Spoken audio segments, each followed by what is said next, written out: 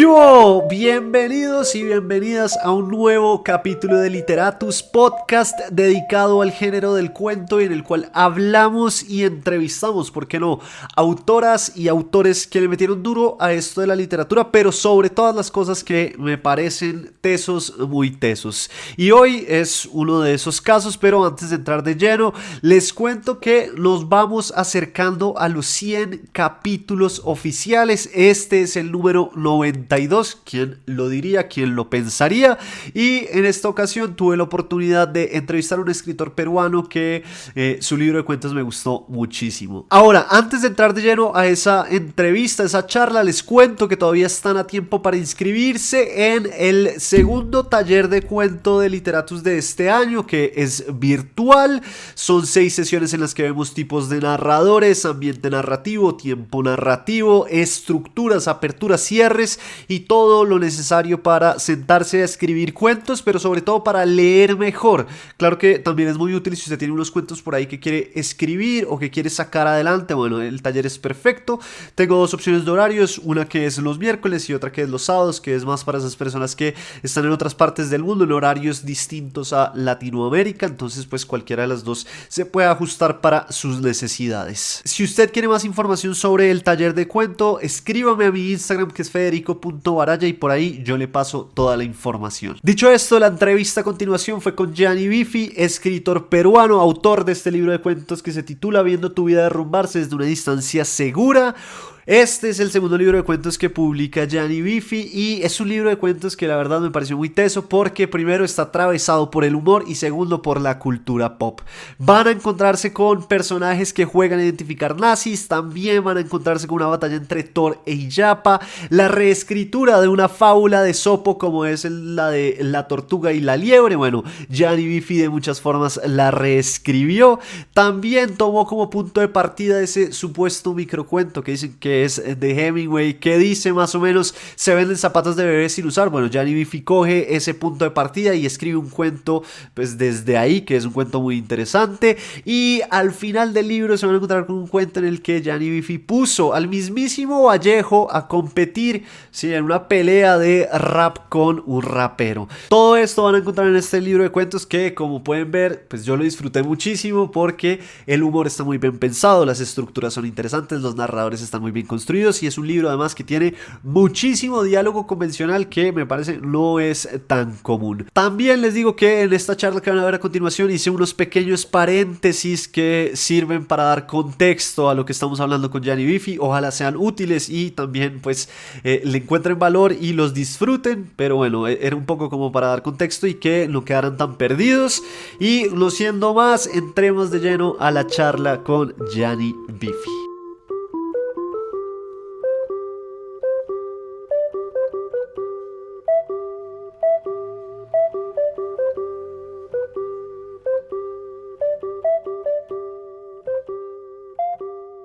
Bueno, Gianni Biffi, qué felicidad estar acá hoy contigo, acá en este espacio en Literatus, para hablar de un libro de cuentos que la verdad me hizo reír muchísimo, me gustó, me pareció que es un libro de cuentos muy distinto y eso siempre se agradece.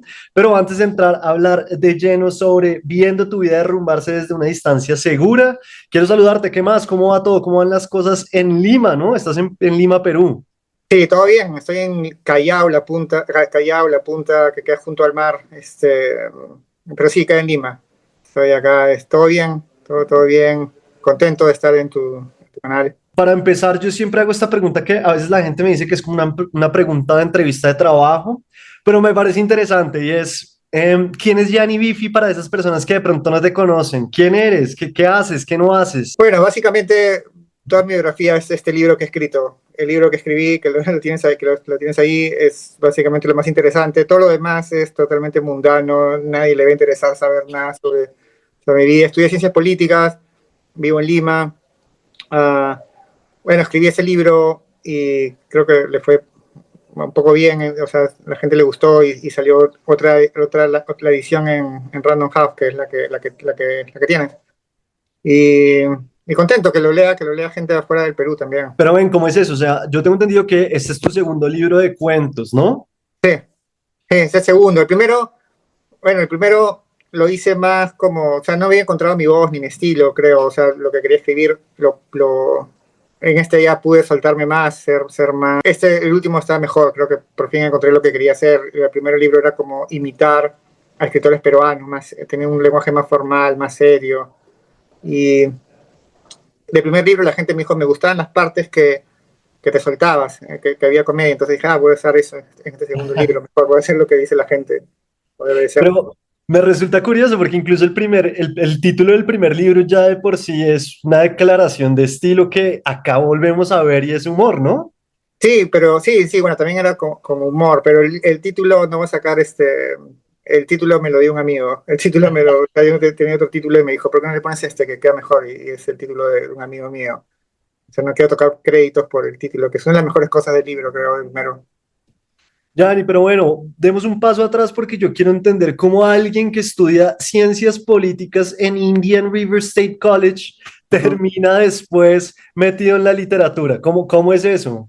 Pues, un montón de gente acá son abogados, son otras carreras y siempre le carga la literatura y sigue escribiendo y no creo que en la universidad te sirve todo lo que cualquier cosa tratas de ver el ángulo. Es más, creo que conviene más estudiar algo que no sea literatura a veces porque puedes extraer de cosas que aparentemente no tienen sentido. Por ejemplo, creo que llevé un curso de mitología en la universidad estudiando Calazar. Tenía que elegir un libro, un curso sobre mitología. Y creo que por eso me salió el de que escribir, me gustó la mitología y quería escribir un cuento sobre mitológico. Y si no hubiera tomado en la universidad, no hubiera tomado esos cursos al azar y todo, tienes que absorber todo lo que te cae para escribir. Entonces yo creo que funciona bastante. Tengo también acá en Lima, no sé cómo será, pero un montón la mayoría de los escritores tienen como otra profesión que es nada que ver Claro. con su... Sí, sí, pues igual también tiene que ver con la precariedad del mundo literario, ¿no? Y es como, pues, para escribir también hay que tener otra clase de oficios. Sí, tal cual, sí, exacto. Sí, igual en Colombia, que en Perú de repente.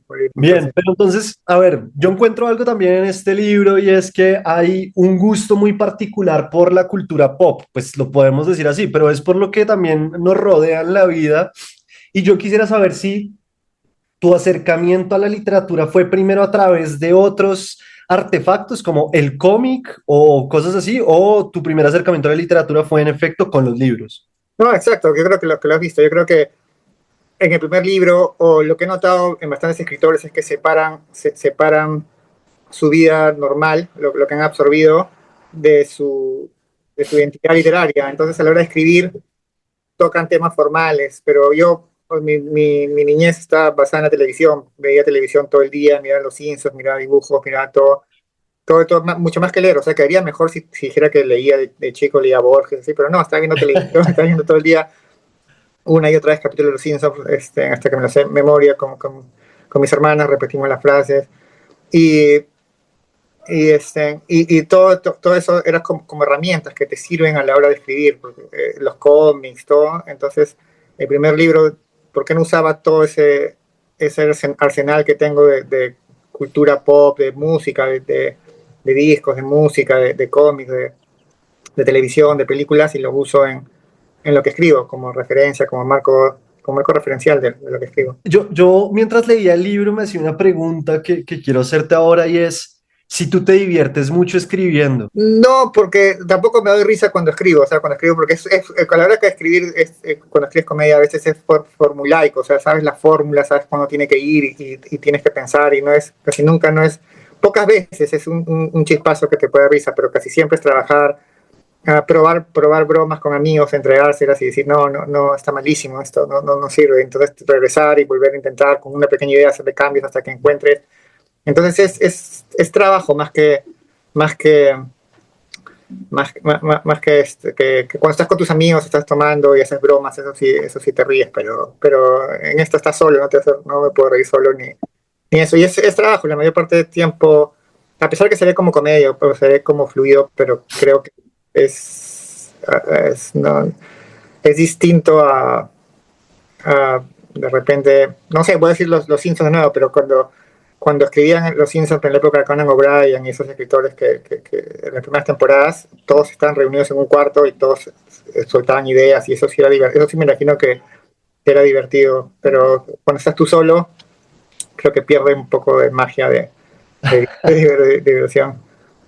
Bien, no, me lo preguntaba también, claro, por el estilo, pues es un libro que está cargado de humor y que también por momentos es muy divertido en ese sentido, como que uno siente, la persona que escribió esto de muchas formas se debió de alguna manera divertir escribiéndolo porque también son ideas muy curiosas, entonces como que me preguntaba eso.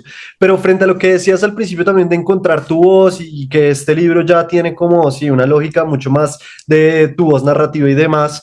Yo quisiera saber cómo nació este libro, es decir, tú tenías un cuento por ahí, dijiste por acá hay algo, o después tuviste varios y dijiste, bueno, acá hay un libro, o tenías un proyecto en mente. Quería escribir un libro de cuentos con premisas que partieran con alguna premisa. Lo que en el Perú, no sé si pasará lo mismo en Colombia, pero en el Perú no veo mucho, no hay comedia en el Perú, no hay libros de comedia, es como un nicho que está vacío. Entonces pensé que si escribía algo podía saturar el mercado, tenía un mercado vacío para que mi libro se llamara la atención, aunque sea. Y partí con esa premisa. Me gusta bastante la comedia, me gusta todo eso. Y yo tenía la única idea que quiero escribir los tipos de cuentos que me gustan leer, que lo veo más en literatura anglosajona, que sí hay un montón de escritores de cuentos y que escriben en cada año salen bastantes libros. De hecho, a fin de año en Estados Unidos hay categorías, en las categorías que de fin de año sale cuentos y sale literatura comedia. Creo que en el Perú no podría haber comedia, literatura a fin de año cuando hacemos un recuento de los mejores. No creo que podría haber un recuento porque la gente no escribe ciencia ficción, hay de todas las categorías, Claro. pero no tanto comedia. Y tenía la idea, voy a empezar a escribir cuentos que estén en donde lo principal creo que sea el humor. Y para empezar eso quería empezar con premisas, con una premisa, con una idea como qué pasaría si Thor se enfrenta con el dios, viene a Perú y cumple un cambio. El cuento del que estamos hablando se llama El duelo entre Yapa y Thor y es un cuento en el que vemos que Odín, el padre de Thor, tiene una idea muy malévola que es básicamente acabar con las mitologías del mundo, pero esto lo encubre en lo que él llama como intercambios culturales. Con eso en mente manda a Thor a conocer la mitología peruana y pues animarse y amigarse con ellos, mientras a la mitología nórdica llega Iyapa. Y lo que vemos en realidad, como les dije al principio, es que el plan malévolo de Odín es destruir con todas las mitologías del mundo y en este momento estamos viendo cómo intenta destruir la mitología peruana y al final vemos un enfrentamiento entre estos dos dioses que es bellísimo. Pero entonces, claro, es que uno muchas veces oye a los escritores y a las escritoras decir que los cuentos nacen de una imagen, ¿no? O de un tema específico que querían tocar. En tu caso fue un tema como de creatividad, como de decir qué pasaría si. ¿Sí entiendo bien? Sí, básicamente sí. Y tengo eso creo que se llaman premisas, una premisa. Sí, sales con una premisa que un día se te ocurre, estás viendo, por ejemplo, tenía amigos que tenía que aceptar que les gustaba Jane Austen y vieron la película de Jane Austen y son todos como varoniles, pero les gustó ver la película de Jane Austen y todo el mundo decía, te pones a pensar que difícil debe ser un pandillero, un tipo rudo totalmente y que te guste totalmente, ser fan de Jane Austen. Entonces, ahí cuando viene la premisa. Entonces digo, acá hay algo de repente, acá puedo escribir algo, hacer una historia partiendo de ese punto. ¿Qué pasaría si un tipo, un pandillero, un gángster, le gusta totalmente los libros de Jane Austen, que son románticos, que son de ese tipo? Yanni, pero ya vamos a entrar de lleno como a ciertos cuentos porque claro, eso me llama mucho la atención, pero yo quisiera preguntarte también como para las personas que nos oyen, que les gusta escribir y que también tienen algún interés por escribir cuentos que contengan algo de humor, sí, para no decir como de comedia, sino de humor. ¿Qué recomiendas? Porque es que yo siento que el humor en la literatura es muy peligroso si no se hace bien. Es decir, si no queda como muy impostado y nada más terrible que eso. ¿Qué nos podría recomendar frente a cómo utilizar el humor en la literatura? ¿O qué haces tú? ¿Qué sé yo? Bueno, yo tengo un montón de referentes y tienes razón en lo que dices, que es difícil porque es binario. Yo creo que si cuentas una historia triste, pues todo el mundo tiene una historia triste y por ahí la cuentas y nadie te dice, si escribes un poema, un montón de gente no sabe cuando me hacen un poema, no sé si está bien o mal, supongo que está bien. Es como un cuadro, igualito, si pintas un cuadro de pintura moderna, nadie sabe si está bien o está mal, lo ves, puedes engañar más fácil. Pero en comedia no puedes engañar, no puedes engañar mucho, es binario, o te ríes o no te ríes. Y y ahí viene la dificultad. Yo creo que por eso hay pocos, porque no puedes engañar. Las pobres personas que hacen stand-up comedy y se ponen al frente y es en el momento, en su lenguaje de stand-up comedy es morir en el escenario, cuando no se ríen, una muerte, porque comenzó a decir su material y nadie se ría. Entonces sí, es cierta dificultad, pero son trucos que para las escrituras, son trucos que se aprenden y si tienes lectores, o sea, pueden leer a Simon Rich, que es un escritor americano, siempre lo recomiendo, a Woodhouse lo recomiendo bastante, que escribió novelas, tiene un ciclo de comedias de un mayordomo. No sé si le gusta Downton Abbey, esa serie Downton Abbey en Inglaterra, en la época de al principio del siglo 1900, donde transcurre en la clase alta, y es comedia, y es la mejor comedia, y y a Simon Rees también lo recomiendo bastante, si quieren leer. También tiene premisas buenísimas y también usa bastante la cultura popular a mí me sorprende un montón. En su último libro creo que escribió sobre Mario Bros, que ya está viejo y sigue y tenía que operarse algo de la columna, que tenía un problema. Y tú parece algo tonto, pero hay bastante, le da un giro tierno a la situación. Entonces, y la comedia, yo me río, o sea, me parece un genio. Pero Ya, eso está muy bueno lo que dices, por ejemplo, con el ejemplo de Mario Bros también, y es como la comedia o el humor porque sí, y te lo pregunto en tu literatura, o detrás del humor y de la comedia hay algo más, como un mensaje más grande que para los lectores, para leer, para ver, o es simplemente como el humor por el humor. bueno, lo ideal para mí sería que haya un trasfondo, algo, que quede algo más, ya sea quizás una crítica social a algo determinado, o quizás algo sentimental, o que tenga un valor, algo sentimental, que tenga no solamente que te ríes, sino que te quede algo bueno, o una buena historia, quizás también atrás. Y no sé si lo habré logrado no sé si en algún cuento quizás me haya salido, pero a veces también disfruto lo mismo, eh, a veces también si alguien me da algo que es simplemente gracioso y nada más que gracioso y no tiene nada más, no hay nada detrás, yo digo, ya, está bien, igual lo compro, igual me hizo pasar un buen rato, me hizo olvidar de los problemas por un rato que está leyendo. Entonces, Claro, yo entonces en Colombia, digamos que es curioso porque tu libro tiene o se toca o se da la mano con otro libro de un escritor colombiano que entrevisté hace poco acá, que se llama David Betancourt, y su libro se llama El Fracasador. Y también él hace comedia o humor en su literatura a través de su vida, como de su vida de escritor y demás. Entonces fue muy interesante ver eso. Y hay un tema que a mí me gusta, me llama la atención y es hay una tipología de cuento que he visto últimamente, que es de Vilamatas, ya hablaba de eso, y es como este cuento del escritor fracasado.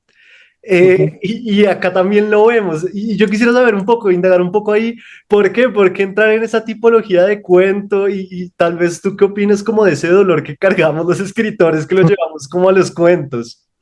sí, yo creo que funciona porque todo el mundo se identifica o le hace barra al fracasado. Yo creo que no hay, por eso que la gente que es modelo de revistas no tiene humor, porque su vida, realmente nadie le interesa saber cómo es su vida, pero sí, yo creo que hay ese punto que siempre es divertido, alguien que le va mal, que lucha, porque toda la gente se identifica. Yo creo que toda la gente tiene problemas, toda la gente.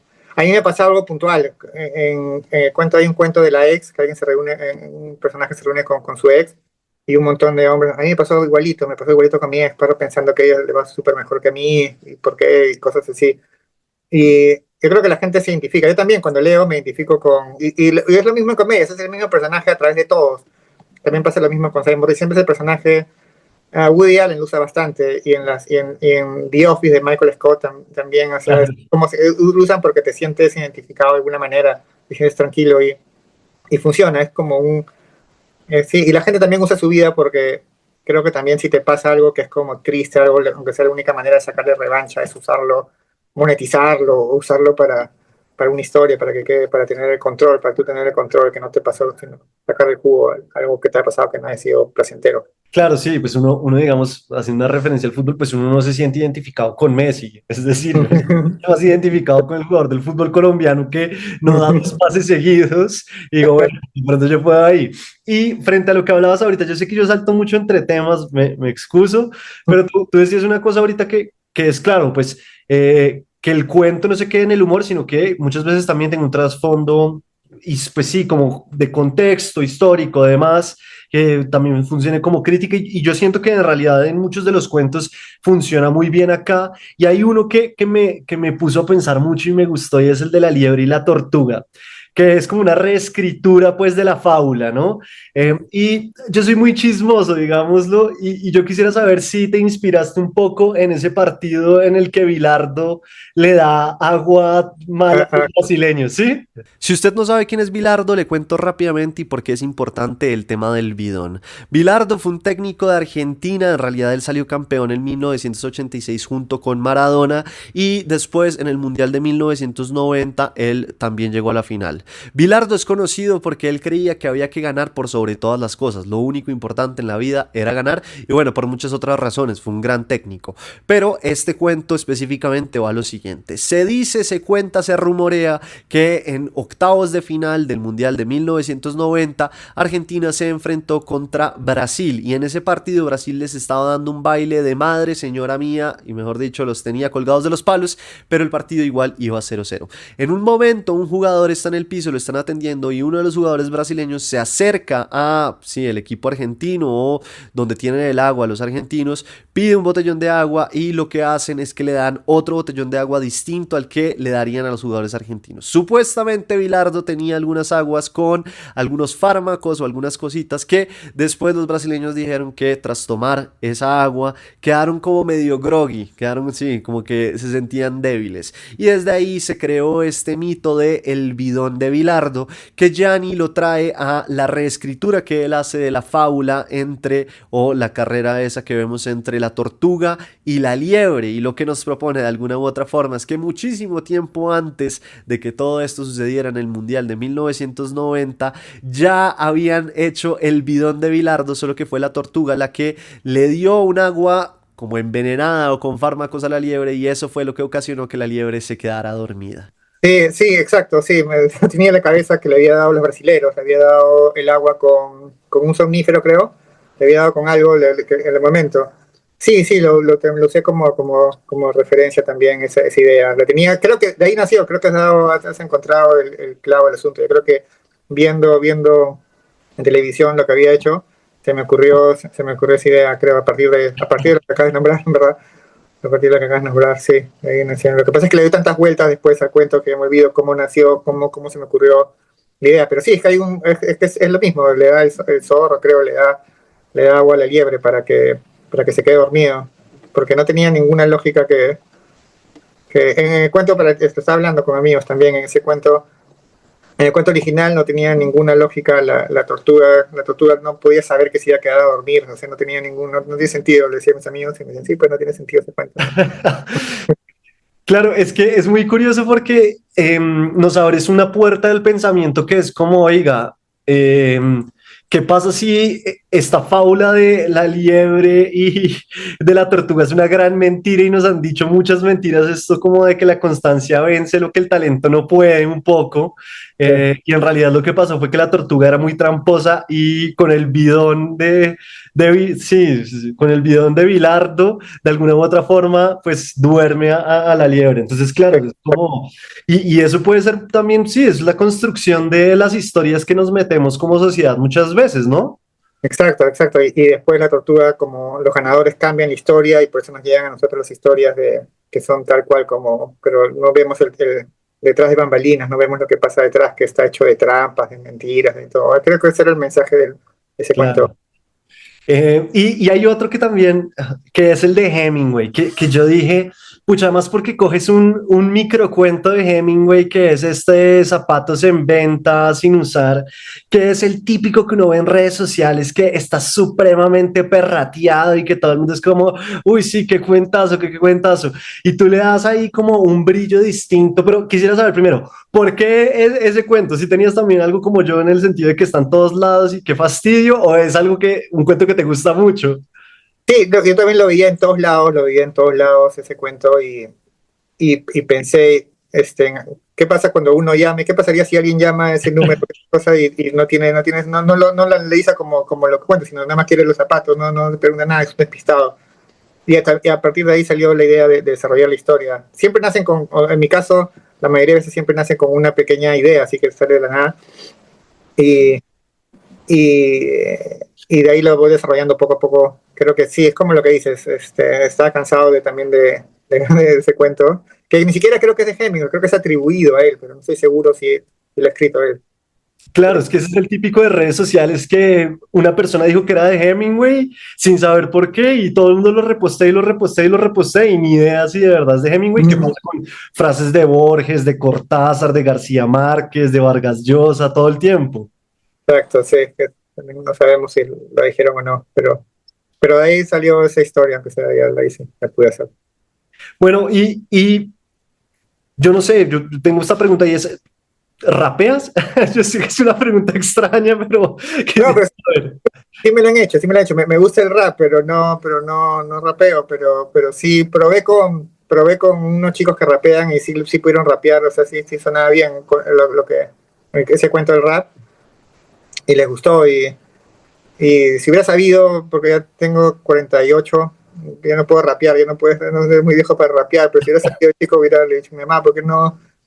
Cuando era chico me matriculaste algún, no sé, pues algo para rapear, pero lo hice por el último cuento del rap de Vallejo. Claro, claro, pero entonces quiero partir esta pregunta en varios pedazos. El primero es, ¿hay relación entre el rap y la literatura? ¿Tú qué sientes ahí? Como que si yo fuera un buen rapero, imaginémonos, yo soy un buen rapero. ¿Eso es literatura? ¿Puedo hacer literatura de eso? Para mí sí, o sea, porque a mí me gusta el rap, escuchaba rap de chico y para mí Tupac, Big y todos ellos me gustan lo que hacen y siempre pensaba, y no me gusta, ya me metí en problemas porque dije en un periódico que no me gusta la poesía y por abajo escuché miles de insultos, miles de insultos en redes, pero es que no entiendo mucho, no es que a veces no entiendo lo que dicen los poetas, los poetas no entiendo mucho y tampoco rima, y lo único que sabía es que los raperos sí, sus canciones riman y sé lo que hacen, tienen juegos de palabras, sé todo lo que hacen dentro del rap, o sea, sí, eso sí entiendo, pero entonces a partir de ahí se me ocurrió pensar qué pasaría si un rapero se enfrenta a César Vallejo, que es el poeta más serio, más lúgubre que tiene el Perú. Y, y quería que también fue por ver la película de Eminem, también está viendo la película de Eminem cuando hacían esas batallas. Y que hacen, por donde vivo también, en Callao hacen bastantes batallas de rap en la calle. No, y es que, claro, hay momentos en el cuento en el que, por ejemplo, el narrador dice cosas como, no porque hable de prostitución significa que el personaje sea un pimp o un asesino, que es lo mismo pensar que si uno lee una novela, entonces, pues el autor es lo mismo o un asesino además. Y eso me pareció, claro, interesante como tener esa versión también y esa visión de, pues sí, ellos están hablando desde un contexto que viven y relatan a través de su literatura, que es el rap. Pero voy a volverme un poquito y es, entonces pusiste a unas personas que rapean a rapear los raps. Sí, a unos chicos les pregunté, ¿puedes rapear esto? ¿Tiene ritmo para rapear? Y le pusieron un ritmo y lo comenzaron a rapear. Y sí, chicos que saben, yo lo puedo escribir, y en mi cabeza pensaba que tenía, pero quería probar con la vida real con unos chicos, porque hay bastantes chicos que rapean, que son bastante buenos. Y lo que dices también es verdad, yo creo que construyen personajes de ficción, construyen ficción de la calle, todos los raperos. Entonces es como lo que dijo Ice-T, creo que dijo que ahí lo puse en el libro, creo que si crees que yo voy matando policías, o sea, eres millonario en la vida real, pues si crees que él va matando policías o que para en la calle disparándose, todos esos que son millonarios totales, entonces también crees que David Bowie es un astronauta por el disco de Bowie. Claro, y ahorita entonces decías que por lo que dijiste en ese periódico, pues también llegaron muchas críticas y demás, y esa era mi siguiente pregunta, o sea, eh, muy valiente coger a César Vallejo y decir, pues lo voy a poner a rapear para que ahora no parezca tan triste y tan lúgubre, sino que las nuevas generaciones lo vean con ojos distintos. ¿Te preocupa eso en algún momento o tú dices que va? Porque es que la literatura todavía tiene esos visos muchas veces, siento yo, y es que es muy purista y y este libro viene a romper con mucho de eso, como decir, oiga, no, yo quiero hacer otras cosas. Sí, sí, y en Lima el peruano tiene la clase intelectual o la gente tiene como a las figuras como en un puesto donde debería tener a Dios nomás, o sea, lo cuidan, lo veneran y creo que hay un respeto que no se ve en otras culturas sí me arriesgué, pensé que tampoco, o sea, técnicamente pensé que no le estaba faltando el respeto más allá de las bromas y, y a decir que todo en esta vida también puede ser usado para la... Es el espíritu del rap también, o sea, el mismo cuento, es el espíritu del rap, creo que lo digo, o sea, tienes que decir las cosas que se te ocurren sin miedo a la hora de la hora. Y también si quieres, entre comillas, llamar la atención con lo que dices, tienes que a veces pasarte de la línea, un poco pasarte la raya para mostrar que dónde está la raya, dónde está la raya actualmente. Y yo creo que la gente cuando lo lee, sí, nadie ha dicho, nadie se ha quejado puntualmente de ese cuento de faltar respeto a Vallejo, ni nada por el estilo, creo. ¿Ha habido algún cuento que haya apoyado a la gente en Perú? Me gusta apoyado, así le dicen en Colombia como término taurino, la puya, sí, pero no creo, quizás alguna gente me ha dicho que no he sido muy políticamente correcto en varios cuentos, pero hasta ahora no. Bien, pues es que igual, claro, además, preciso en una época en la que lo políticamente correcto es lo más normal, pues viene, que eso también es lo interesante del humor, cuando el humor incomoda, no simplemente es porque, ajá, entonces, pues creo que en ese sentido, pues el libro lo logra muy bien y como que también lo lleva a uno a lugares de preguntas como, pero ¿qué estaba pensando Gianni cuando escribió este cuento? ¿Qué estaba en su mente en ese momento? Y yo quisiera ya como para ir cerrando esta parte del libro que nos cuentes un poco como qué tan obsesivo eres con los cuentos, es decir, el cuento es un género que exige mucho, que la apertura, que el cierre, que la estructura, que los tiempos, demás, los diálogos, tu libro está repleto de diálogos. ¿Eres muy obsesivo con esas cosas técnicas? Sí, tengo que trabajar bastante, porque trabajo bastante. Nunca he escrito algo que en mi cabeza, el primer borrador se parece al primer borrador. Siempre me doy cuenta que la primera idea era pésima, que lo tengo que cambiar, tengo que ponerlo desde otro punto de vista, lo estoy contando mal, que no funciona esta parte, que el final falló. Sí, el trabajo sí sí, hay trabajo, o sea, sí, yo creo que es algo importante que nunca sale tu primera idea, nadie escribe de corrido y lo termina, nunca sale como lo tenías en tu cabeza el esquema de cómo va a ser así, y no, siempre sale a la quinta, a la sexta, a la quinta, a la sexta, a varios intentos, y sí, el trabajo, sí, hay que trabajar bastante para que funcionen, creo. Claro, pero también creo que los cuentos comparten mucho con el stand-up comedy, con esta clase de arte, ¿no? Sí, bueno, en mi caso tengo suerte que tengo amigos que se los puedo mandar y en las partes de los chistes o las bromas sí te dicen, saca, esto no da risa, y ya cuando veo que tres personas me dicen lo mismo, ya me doy cuenta que no sirve.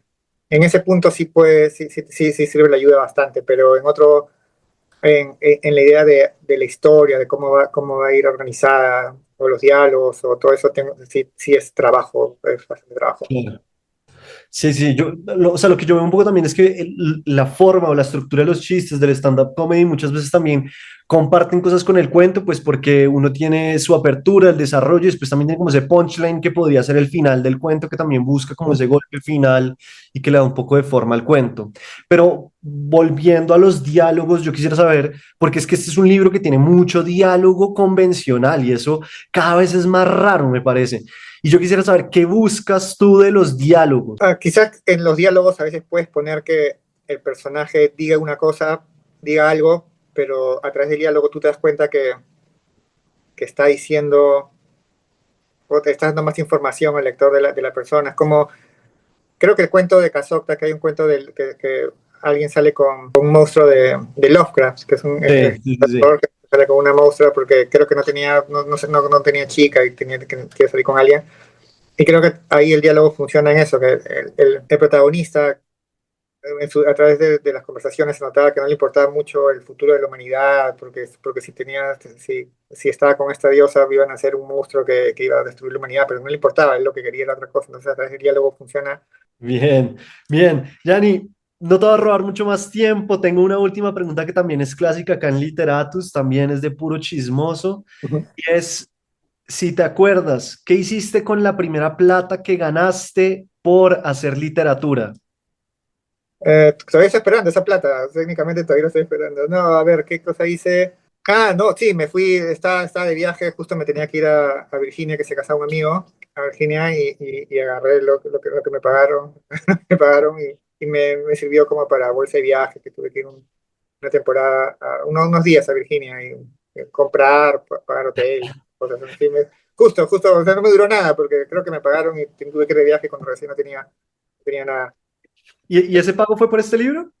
Sí, sí. Ah, bien, bien, bien, bien, bien, bien. Bien, Yanni, pues muchísimas gracias por estar acá en Literatos, muchísimas gracias por Viendo tu vida derrumbarse desde una distancia segura. Es un libro que no paro de recomendar porque es muy divertido, está lleno de humor y pues hace que la lectura también sea muy rápida y como que uno quiera seguir todo el tiempo leyendo. Entonces, pues muchas gracias y pues nada, estamos en contacto. Bueno, gracias a ti, gracias a ustedes, y los veo después para la conversación con tu grupo de lectura. Listo. Claro, es que Yanni está diciendo algo muy importante y es que él está de invitado dentro de la comunidad de literatos. Vamos a tenerlo a él en un espacio virtual para hablar de su libro, para que le hagan preguntas. Entonces, no se pierdan ese espacio, escríbanme que por ahí les paso toda la información.